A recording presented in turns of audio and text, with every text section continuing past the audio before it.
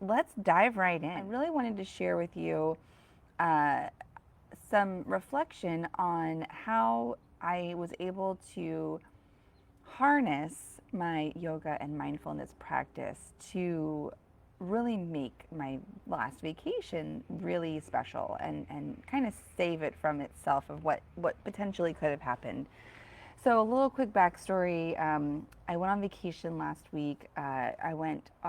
We went to took my two little kids, which are almost 2 and 6 years old, to Ohio, Chicago, and Wisconsin. It was wonderful. I really felt very fulfilled with all of the family time.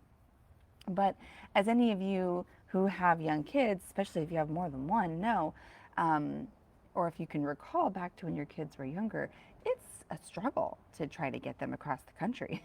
So anyway, as a good yogi does, packed my yoga mat, my yoga clothes. I packed some running shoes. I've been really focused on my health and fitness lately. So I was like, oh, I'm gonna try to keep it going while I'm on vacation. I'm gonna try to squeeze in a run or two. I'll bring my mat so I can do some yoga if I can't squeeze in a run. All the best intentions, right? And none of them came to fruition. I did not run. I did not take my yoga mat out of the bag. I wasted that space in my suitcase. It was definitely, ambitious, and I don't blame myself for trying. Hey, I felt good for trying, but I think in the past versions of me, I would have felt a little more guilty or judgmental of myself for not prioritizing that goal that I've had, and that habit that I've been trying to stick with. I know whenever we try to get, um, whenever we're trying to accomplish a goal, or we have an intention to improve in some way and create some good habits, we can get hyper focused on that. And when we start to fall off, we might get really harsh and critical and judgmental of ourselves. And that's a tendency that I can have sometimes too with myself. But when I got home and I unpacked my suitcase and was like, gosh dang it, I did not touch a single thing that I brought on my, of my fitness tools, I wasn't that mad at myself. And I really just started taking a moment to reflect on all the things that did happen and all the reasons why I chose not to prioritize those activities while I was on vacation. And that's because I was living in the moment.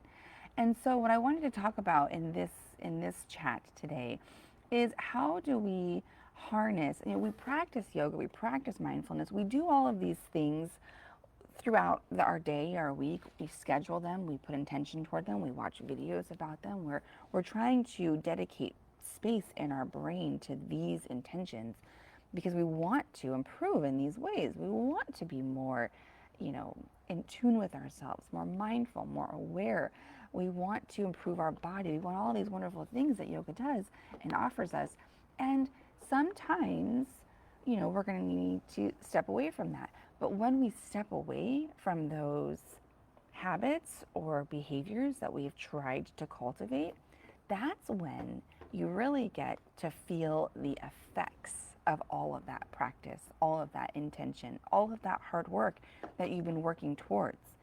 I sort of think of it as, if you've ever baked a roast or a large piece of meat in the oven or something, they tell you to take it out before it's, the optimal temperature, because it's going to keep baking. It's going to keep cooking even when you take it out of the oven. So if you think about your yoga practice, your mindfulness practice, or all the things that you're doing to try to improve this area of yourself as being in the oven, when you take yourself out of the oven, you're still benefiting from all of those practices, all of those skills that you're developing in your yoga and mindfulness journey.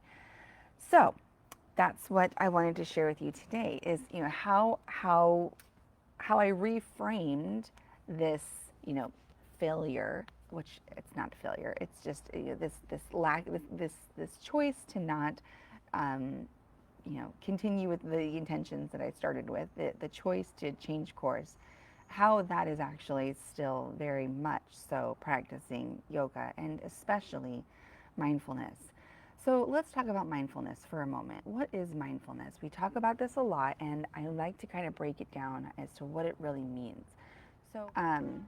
So really what it breaks down to is coming back to your awareness and doing so without judgment. And that's really the key. Um, when we become aware of our thoughts and feelings, it's very easy to start thinking, oh, well, I shouldn't feel that way, or I, um, that's a bad feeling. I need to feel a different way, or there's something wrong with me. And that tends to be why we try to not be in the present moment, because when we get in the present moment and we realize how we are feeling and we give name to that feeling and we identify those feelings, then we have to own them. Then they become ours.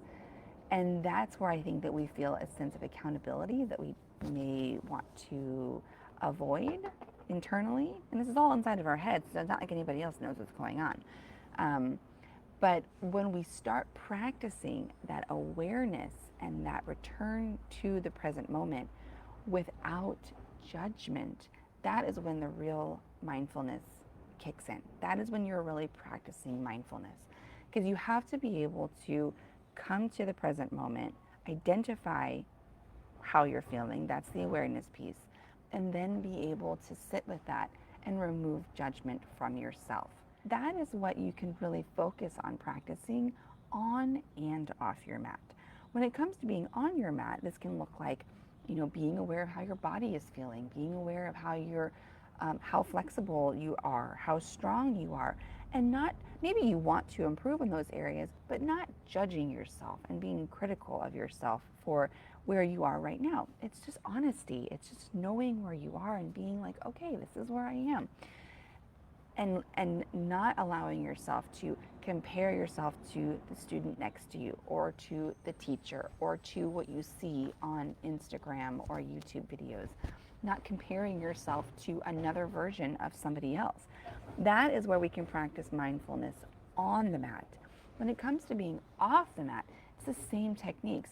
It's understanding how we're feeling and identifying those feelings, feeling the feelings, not running away from them, and allowing ourselves to not judge ourselves. And that's really hard, but it takes a lot of practice. And with practice, you can become that version of you that is more calm, more content, more at ease and at peace, and more able to handle things when they might go awry. And when can things go awry? When you're on vacation with two little kids. So that's where I was able to practice mindfulness on my trip. I was able to keep things in perspective and remember, I don't get a lot of time with these people in my life, this family that I have across the country. I don't get enough time with them. Some of them are much older. So instead of being upset when my kids are misbehaving or not listening or doing all of the things that we tend to get upset about when what kids do, instead of allowing myself to get upset, I can change the perspective and realize, where am I right now? How am I feeling right now? And am I judging myself right now? Because I guarantee you, the family isn't judging me for having little kids that are being little kids. But when I allow myself to feel judged by myself, that's when my stress kicks up. That's when my enjoyment goes down. That's when I become a radiator of negativity versus a radiator of positivity. And that's where you can allow your mindfulness and your yoga off the mat practice to allow you to save your vacation or prevent things from going awry or getting worse, or just allowing yourself to maximize the fruit, the juice of every individual moment.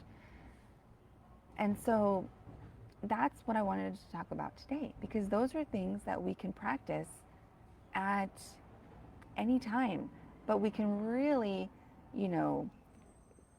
display those skills. You think about being a performing artist, like a dancer or something. You practice, you practice, you practice off stage. You do all of those things.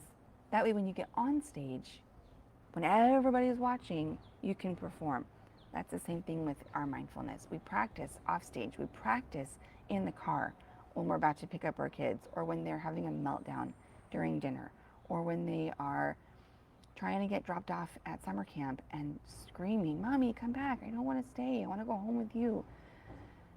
That's when we can come back and practice those mindfulness skills, so that when we are on stage in this big, audience, we can perform our mindfulness techniques, our calm, our collected, our non-judgment, our less stress. We can display all of those when it counts.